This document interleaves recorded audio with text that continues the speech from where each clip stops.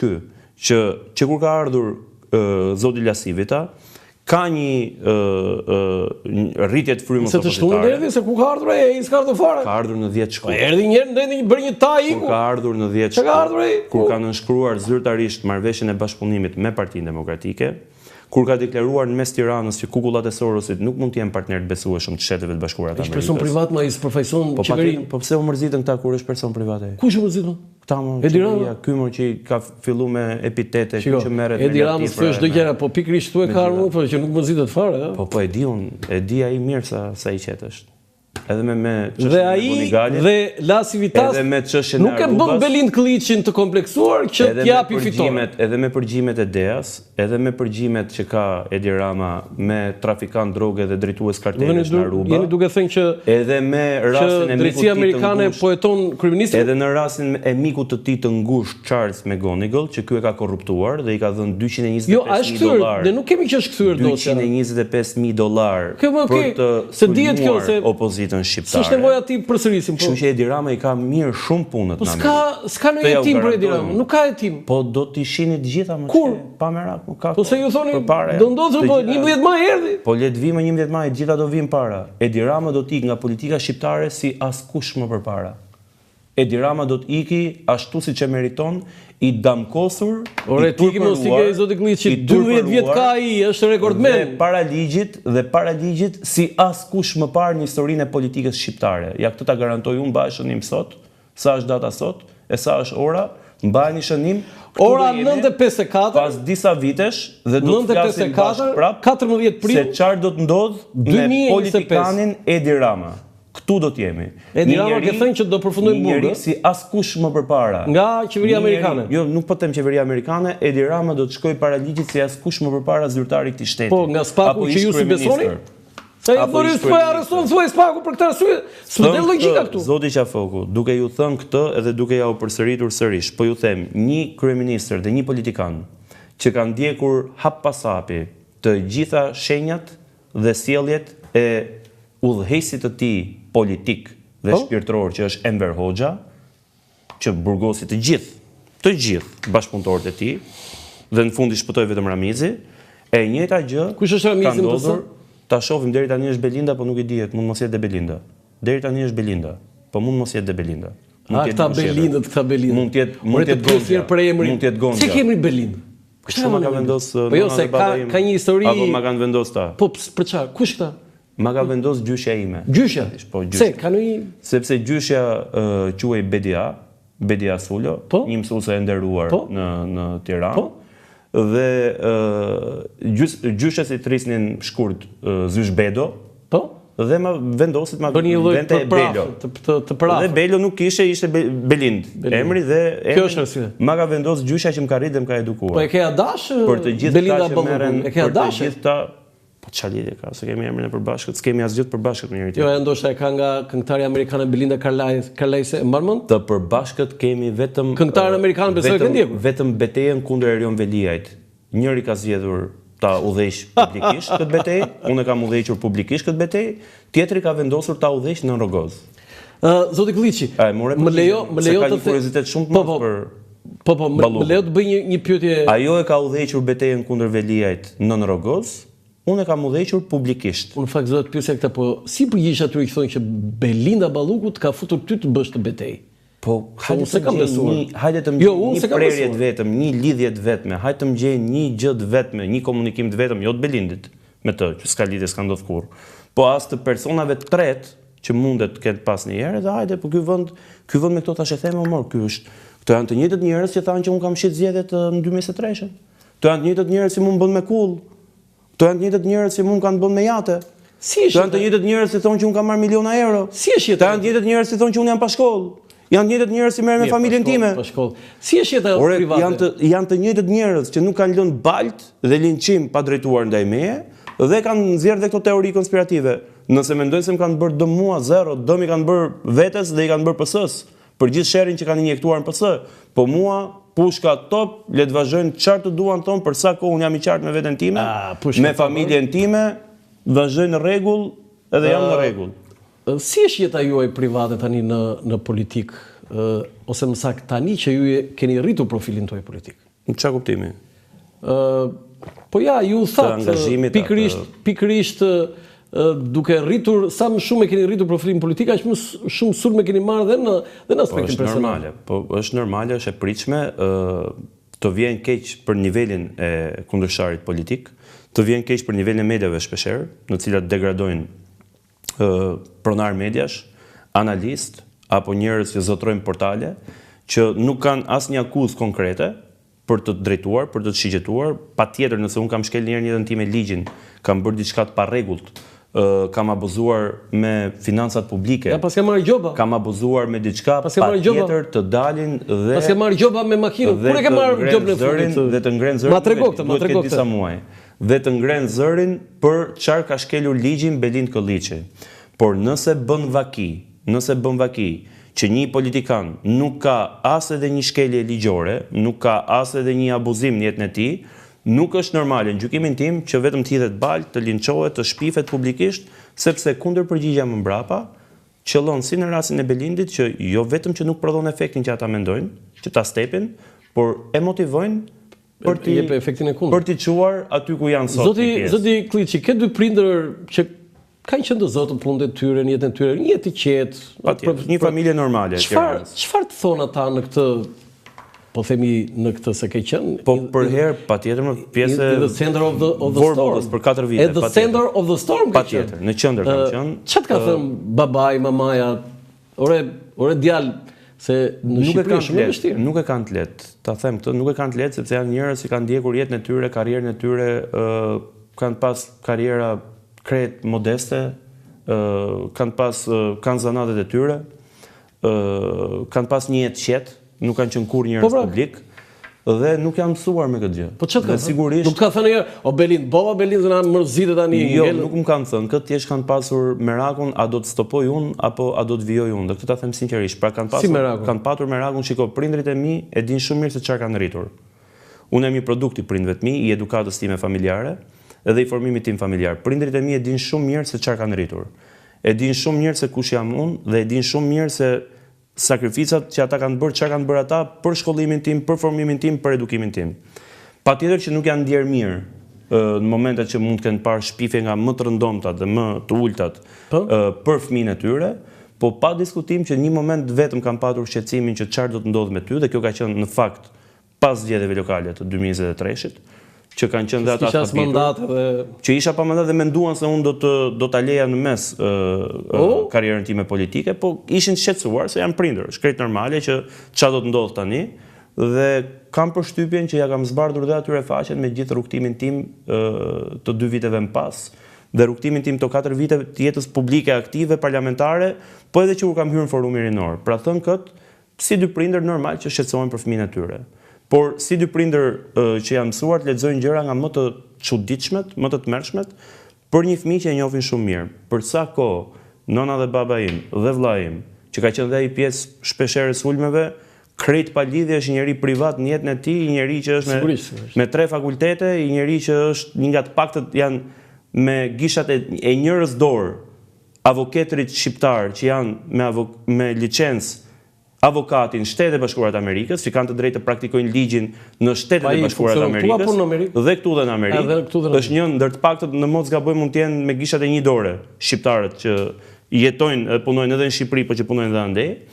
Dhe shpeshherë gjen veten të lidhur me njerëz që as e ka iden dhe që është i kapur nga ata, i paguar nga ata etj. Po kjo është pjesë e kosës politike publike kur je në Shqipëri dhe politike, që sulmohesh me mjetet më të padrejta që ekzistojnë. Po të bëj një pyetje kështu, pse smartohesh ti?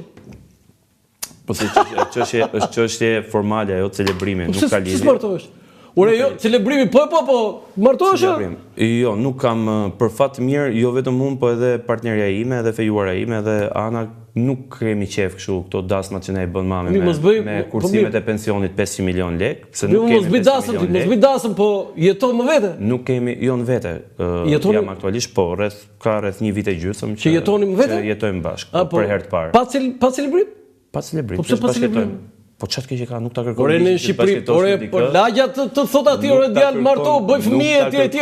Nuk ta kërkon ligji që të bashkëtosh me dikë që duhet jesh i celebruar. Se jam i bindur që më shumë gjyshja Dhe gjyshrit e kanë këtë. Hemo djalë martohu, hemo djalë bëjnë fëmijë, hemo djalë bëjnë 2 fëmijë, hemo djalë bëjnë 3 fëmijë, se kështu janë gjyshrit, kështu na thotë tërë. Presion pozitiv është ajo që bëhet, po për fatin tim të keq gjyshrit nuk i kam më, dhe nuk e kam këtë lloj presioni. Po mirë, ta thotë gjyshja, po ta thotë babi dhe mami. Ta thotë prindi dhe është krejt normal. Ta kanë thënë?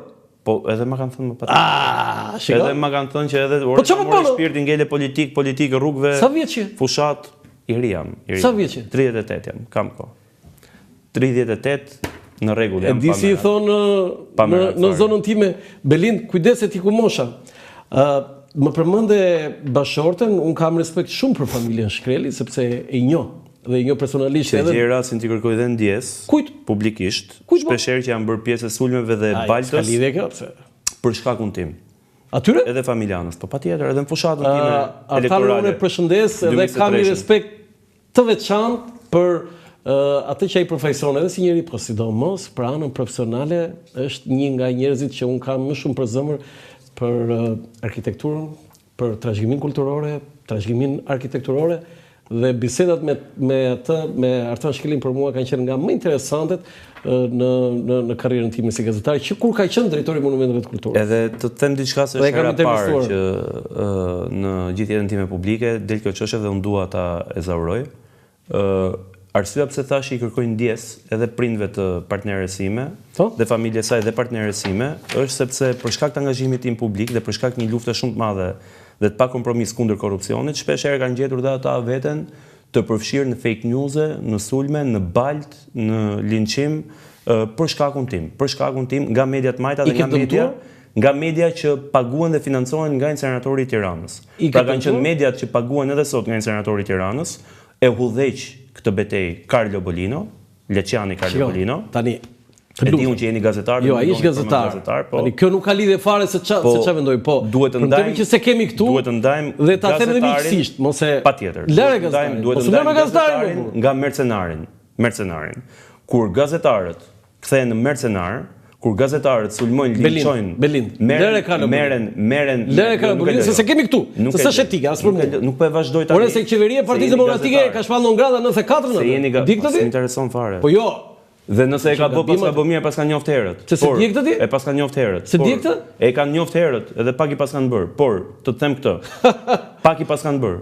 Por të them këtë, në momentin që flasim për Ledin dhe Tani, nga misioni i tij, sigurisht, nëse ti hedh balt për ditë me median që ke, shpif, linçon, baltos, përbuz dhe godet në imazh një politikan për shkak se nuk është pjesë po flisje për Tani dhe e korrupsionit tënd, se unë i kam miq të dy. Dhe këtu shkon edhe ke familja e partneres së një politikani, patjetër që do ta marrësh përgjigjen 10 fish mbrapsht. Tani, çfarë ka thënë, jam shumë kurioz, Ledi dhe Tani në gjithë këtë vorbull, në qendra e dëshiroj të mbeten komunikimet mia private për shkak të respektit të madh, vlerësimit të madh që un kam për atë dyshe, që në fakt më kanë dhënë njeriu tim zemrës, edhe kanë rritur edhe kanë formuar një gocë si Ana. Kështu që çfarë janë biseda private duhet të mbeten private. Jo, okay. Edhe në respekt tyre. Jo, e kisha këtu fjalë më shumë se Tani zëvendësministër, Ledi ka qenë deputete, të ka krijuar kjo këtë problem i PS-s, të ka krijuar këtë problemi që ka krijuar dhëndri socialist që dilte Erion Veliaj dhe thonte dhëndri. Ja tregoj dhëndri Erion Veliaj se sa dhëndër është i PS-s. Pasi marr hak domethënë. Jo, më thjesht ja tregoj dhëndri, sa është dhëndri. Kjo ishte shumë me hak. Jo, ja tregoj dhëndri. Si një lloj. Okej, e mbyllim këtë pjesë. Kam një pyetje, zoti Klliçi. Ore.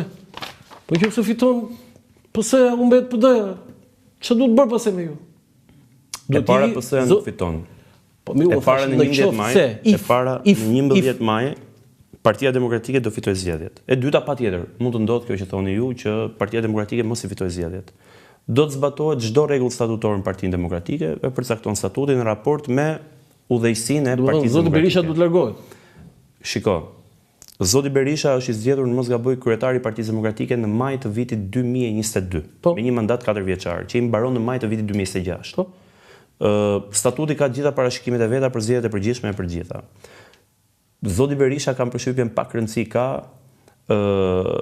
përcaktime statutore për të, apo pak rëndësi kanë kërkesa statutore për të, sepse e ka treguar në jetën e tij që është pika më e fortë gravitacionale në Partinë Demokratike. Dhe falti, Partia Demokratike, apo e them sot prap, e mbaj veten për politikan të mirë, e mbaj veten për njeri shumë të fortë, zot fort publik, vezën e Sali Berishës nuk e bëj dot as unë, as njeri tjetër në Partinë Demokratike. Jo, që ti se bën nuk e di unë këtë, po, jo. Thënë këtë, sot që ne flasim, Sali Berisha është i domosdoshëm për Partinë Demokratike. Jo, që unë bezjedhje, për të rrëzuar Edi Ramën.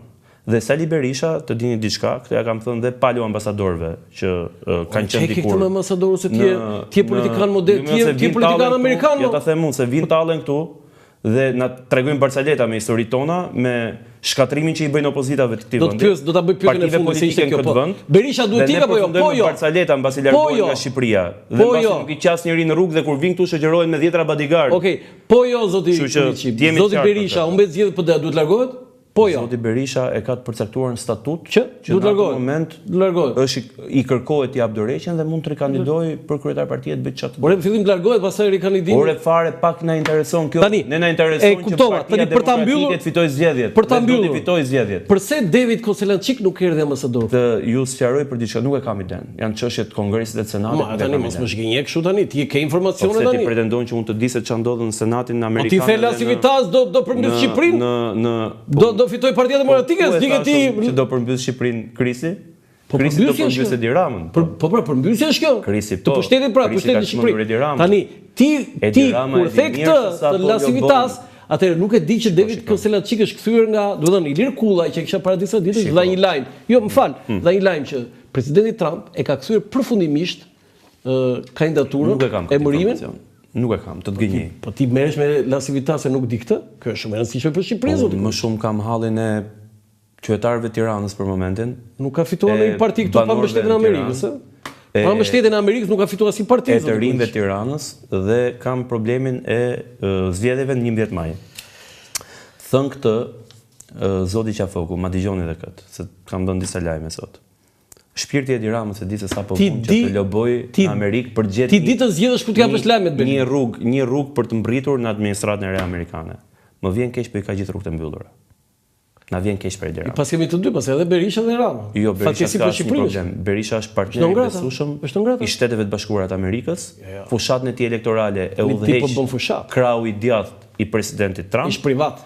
Njeriu i cili ka udhëhequr fushatën e presidentit Trump. Nuk është Trump, ai është Zoti Berisha është i vetmi politikan shqiptar që në detyrë ka pritur një president të Shteteve të Bashkuara të Amerikës në detyrë në Shqipëri, George W. Bush, kur deklaroi pavarësia e Kosovës dhe antarësimin në NATO. Nuk vjen diskutim kjo. Zoti Berisha është i vetmi zyrtar i shtetit tonë që është pritur në shpinë e bardhë jo një, po 2 herë, qoftë nga presidenti George Herbert Bush, qoftë nga presidenti Clinton. Akoma nuk ja ka dalë Edi Rama në 12 vitet, pritet një herë vetme, nuk presin trafikant droge ato dhe njerëz lidhur me krimin organizuar dhe me trafikun e drogës në zyrën ovale, këtë ta dini.